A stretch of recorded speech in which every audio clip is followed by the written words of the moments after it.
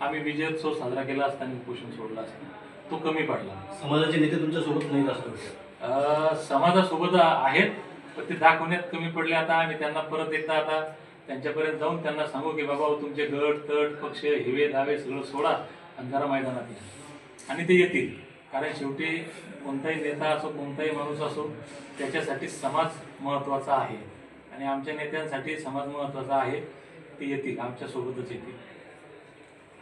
Borade sir, काल मराठा आरक्षणासाठी ज्या ज्या लोकांनी आत्महत्या केल्या त्यांच्या वारसांना राज्य सरकारने 10 लाख रुपये निधी दिला. तर आपल्याकडे पण धनगर आरक्षणासाठी काही समाज बांधवांनी आत्महत्या केल्या. तुम्ही सरकारकडे विनंती करणार का त्यांना आर्थिक मदतीसाठी? ती विनंती ऑलरेडी झालेली आहे. त्या बऱ्याचशा छोट्या मोठ्या आमची एकच मागणी आम्ही ठेवली होती की ST सर्टिफिकेट मिळालं की सगळे प्रश्न सुटतात. आता ते जोपर्यंत तो प्रश्न सुटत नाही तोपर्यंत हे जे बाकीचे उपप्रश्न आहेत हे ते 8 दिवसामध्ये सुटतील, सगळेच सुटतील. तुम्हाला STचं सर्टिफिकेट कोणाकडनं अपेक्षित आहे? राज्य सरकारकडनं का केंद्र सरकारकडनं?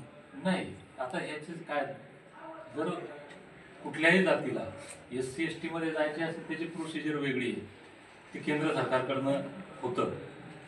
कुठल्या जातीला समाविष्ट करायचं नवीन त्याचा मग आयोग नेमा अभ्यास करा, त्याची प्रोसिजर वेगळी आहे, लेंथी आहे. दुरुस्ती करायची असेल तर राज्य सरकार, जसं आता धनगर दुरुस्ती आहे, राज्य सरकार GRI काढू शकतं. राज्य सरकार माननीय राज्यपाल महोदयांमार्फत महामहिम राष्ट्रपतींना शिफारस पाठवू शकतं, राष्ट्रपतीची शिफारस करू शकतात. ही कायदेशीर बाबी किचकट मोठ्या आहेत. आमचा प्रश्न मुळात तो नाहीच आहे. आम्ही तिथं 36 नंबरला ऑलरेडी आहोत आणि ते हे सरकारने कोर्टात ॲफिडेव्हिट सुद्धा दिलेले की राज्यात धनगर नाही, ते मानतात. कारण तुम्ही सुद्धा पाहिलं असेल की या राज्यामध्ये आतापर्यंत एकही धनगर आम्हाला विरोध करायला आला आणि की तुम्ही आमच्यात काय येता, तुम्ही चुकीची मागणी करता. तर आम्ही तिथं आहोत, त्याचं फक्त अंमलबजावणी करणं आहे. हे राज्य सरकार पण करू शकतं, केंद्र सरकार पण करू शकतं, राष्ट्रपती महोदय पण करू शकतात. पण आता याच्यात जर महत्त्वाचा जो भाग आहे राजकीय इच्छाशक्तीचा. नाही, जसं की तुमच्याशी देवेंद्र फडणवीस बोलले होते फोनवर, त्यांनी तुम्हाला या गोष्टी सांगितल्या की हा विषय संपूर्णपणे केंद्राच्या आणि राष्ट्रपतींच्या अधीन आहे. मग हा विषय जर केंद्राकडनं सुटणार असेल तर तुम्ही राज्य सरकारशी उगाचच त्यासाठी हट्ट करताय किंवा आरक्षण म्हणजे आंदोलनात वेळ घालताय असं नाही? मी तुम्हाला जे म्हटलं ना की राज्य सरकार GRI काढू शकतं. जसं आपण आता हैदराबाद गॅजेट आहे, निजामाचा दस्तावेज आहे, स्वातंत्र्यापूर्वीचा आहे. कायदा आपण स्वातंत्र्यानंतरचा मानतो, संविधान स्वातंत्र्यानंतरचं मानतो.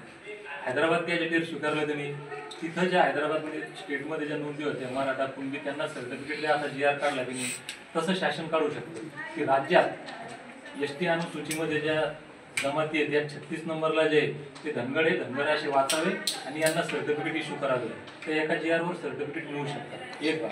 दुसरं, राज्य सरकार असं शिफारस करू शकतं राज्यपाल महोदयांमार्फत की हे जे 36 नंबरला धनगर आहेत ते धनगर आहेत, हे दुरुस्ती करावी, ही शिफारस महामहिम राष्ट्रपतींना पाठवू शकतं. म्हणजे राज्याच्या अखत्यारीतला विषय. पण राज्य सरकार जर त्यांची इच्छाशक्ती नसेल किंवा ते कशाला घाबरत असतील त्यांना माहिती, तसं जर असेल तर आम्ही दिल्ली सुद्धा जाण्याची तयारी केली होती. कारण आतापर्यंत लढा आम्ही इथं लढलो. आता दिल्लीचाही आम्ही नारा दिला की जर हे जर ऐकलेच नाही तर दिल्लीत सुद्धा जाऊ. आमचा प्रश्न दोन्ही ठिकाणी सुटू शकतो देण्यासाठी. आणि तरी जर सरकारने दिलेला शब्द जर पाळला नाही देवेंद्र फडणवीस यांनी, तर मग मोदीजींनाही भेटायला जाऊ.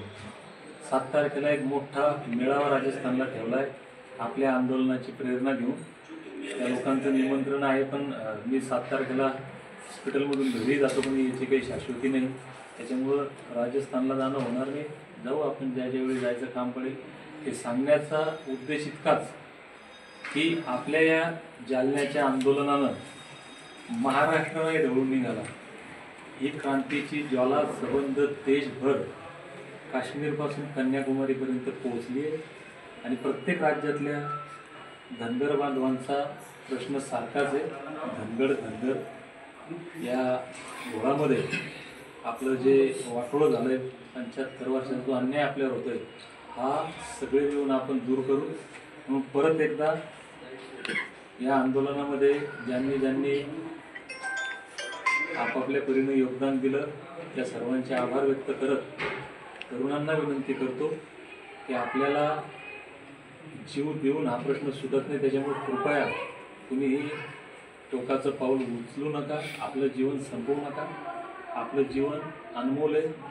आपल्या परिवारासाठी, समाजासाठी ही शक्ती आपण सरकारला वोट निवडून आणण्यासाठी खर्च करू. आणि आपण एक नारा दिला आहे, निश्चितपणे संख्येनं आपण फार मोठ्या प्रमाणात आहोत. सरकार डोक्यांना घाबरतं हा समज आपल्यामध्ये आहे. आपण आपली डोकी दाखवलेली आहे, सरकारचे डोळे पांढरे झालेले आहेत.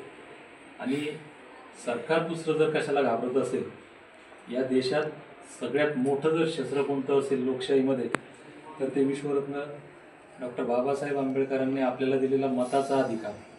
आणि मताचा अधिकार हा मला असं वाटतं की AK-47पेक्षा कुठल्याही अणुबॉम्बपेक्षाही मोठं शस्त्र आपल्याकडं आहे. या शस्त्राचा आपण वापर करू.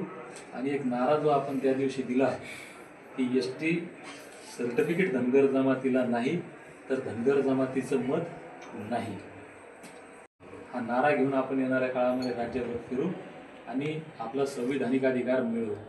धन्यवाद. मी प्रथमतः त्या बांधवांनी ज्यांच्या या आरक्षण लढ्यासाठी शहीद झाले, तर म्हणजे आतापर्यंत त्यांचे अनेक बांधव या लढ्यामध्ये त्यांनी बलिदान दिलं.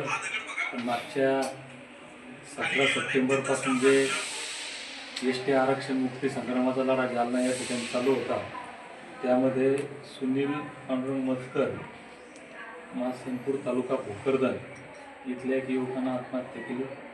त्यानंतर रामजी दीपाजी डोके हे आरदापूर तालुका नांदेड, त्यानंतर गोपीनाथ रघुनाथ दांगोडे हे फुलंब्री संभाजीनगर या आमच्या बांधवांनी बलिदान दिलं. एक बांधव आमचे इथून जालन्याहून घरी जात असताना घनसावंगी तालुक्यात त्याच्या अपघाती निधन झालं. या सर्वांना भावपूर्ण श्रद्धांजली अर्पण करतो. महाराष्ट्रातील सर्व तरुणांना नम्र विनंती, बांधवांनो, आपला जीव गमावून आपण हा लढा नाही जिंकू शकत. आपलं जीवन अमूल्य आपल्या परिवारासाठी, समाजासाठी. मी सुद्धा 16 दिवस उपोषण करत असताना प्रकृती धोकादायक वळणावर आली होती आणि कदाचित मी जर उपोषण सोडलं नसतं आणि हॉस्पिटलमध्ये ॲडमिट झालो नसतो तर माझी सुद्धा आत्महत्या झाली असती. आणि आत्महत्या करून मला वाटतं ही लढाई जिंकणं शक्य नाही. म्हणून कृपया कुणीही यानंतर असं टोकाचं पाऊल उचलू नये. आपली ही लढाई मी 3 तारखेला सांगितलं की आता सुरू झाली असं मी मानतो. कारण इतिहासात कधी नाही अशा पद्धतीनं अविश्वसनीय समाजामध्ये जागृती आलेली आहे.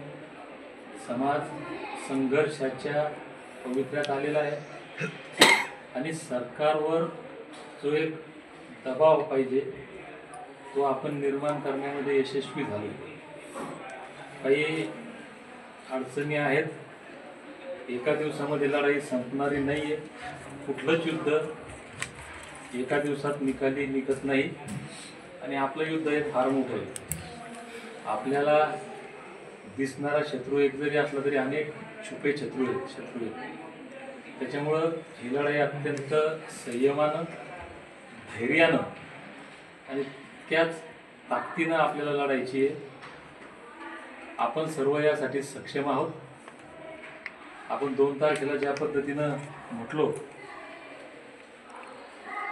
सर्वांची इच्छा आहे. अजूनही सर्वांचे फोन येतात, मेसेज येतात, हो मुंबईला कधी जायचं आहे.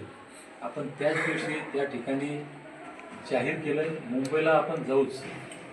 पण मुंबईमध्ये जर प्रश्न नाही सुटला तर आपण दिल्ली जाण्याची सुद्धा तयारी केलेली आहे. म्हणजे कालपर्यंत बऱ्याच राज्यातील बांधवांचे फोन आले.